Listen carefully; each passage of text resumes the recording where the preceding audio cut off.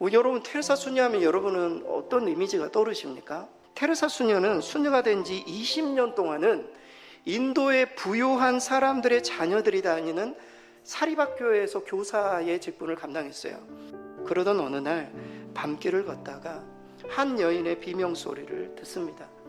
즉각적으로 병원 치료를 받지 않으면 정말 위험한 여인의 소리였어요. 그래서 그 여인을 들고 첫 번째 병원으로 향해 갔어요. 그런데 그 병원에서는 돈이 없다는 이유로 그 환자를 받지 않았어요.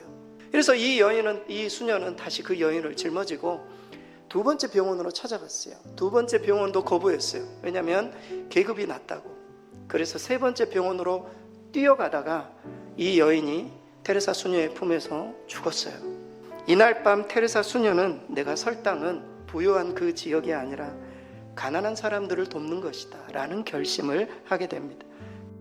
어느 선교사 사모님께서 꿈에 밝은 빛 가운데 주님이 나타나시고 앞에 큰 항아리가 있는 것을 보게 되었습니다. 이게 너무 궁금해서 주님께 물었어요. 이게 무슨 항아리입니까? 라고 묻자 주님께서 이 항아리 안에는 네가 평생 동안 나를 위해 불렀던 찬양이 담겨있다.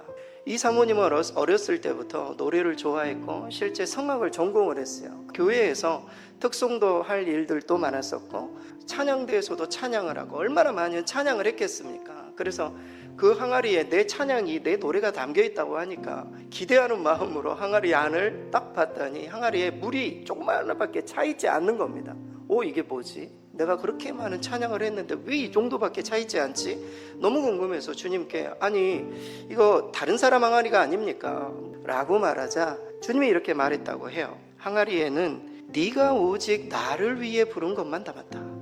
어느 마을에 폭풍우가 엄청 세차게 몰아차가지고 배가 조난이 당했다고. 배가 조난당한 배를 보고 마을 사람들이, 어부들이 사람들을 구해내야 되겠다 해가지고 조난자들을 많이 구했어요. 배가 너무 적어가지고 사람들을 다 실을 수가 없는 겁니다. 딱 보니까 누가 다쳐가지고 한 사람이 이렇게 누워있는 사람, 그 사람만 남겨놓고 돌아와가지고 저 배에 한 사람이 남아있는데 저 사람도 구해야 되지 않겠느냐. 사람들이 다 안 가겠다라는 거예요. 근데 그 중에 어떤 청년이 손을 들고 제가 가겠다고 이야기를 하자 옆에 있는 그 청년의 어머니가 절대 가서는 안 되고 막 막는 겁니다. 이유를 들어보니까 이 어머니의 남편도 폭풍우에서 죽었고 큰 아들도 지금 폭풍우에서 실종이 돼가지고 찾지를 못하는 그런 상황인 거예요. 이 마지막 아들만큼은 보낼 수가 없다. 아무리 이야기를 해도 이 아들이 그래도 가야 되겠다 해가지고 배를 타고 갔어요. 그래가지고 사람 한 사람을 딱 구해와서 보니까 큰 아들인 거예요. 운전면허를 960번 도전하고 따신 분이 계세요. 차 사순 할머니세요. 기네스북에 오르셨어요 이분이. 그래가지고 실제 필기는 949번을 떨어 필기만 949번을 떨어지셨어요. 960번째 합격하시고 저 실기는 9번 떨어지고 10번째 합격해요. 그리고 960번 도전해가지고 합격을 하게 되었습니다. 이왕 시작한 거 끝까지 하겠다. 이 여인이 포기하지 않았기 때문에 이런 일들이 가능한 것 아니겠습니까?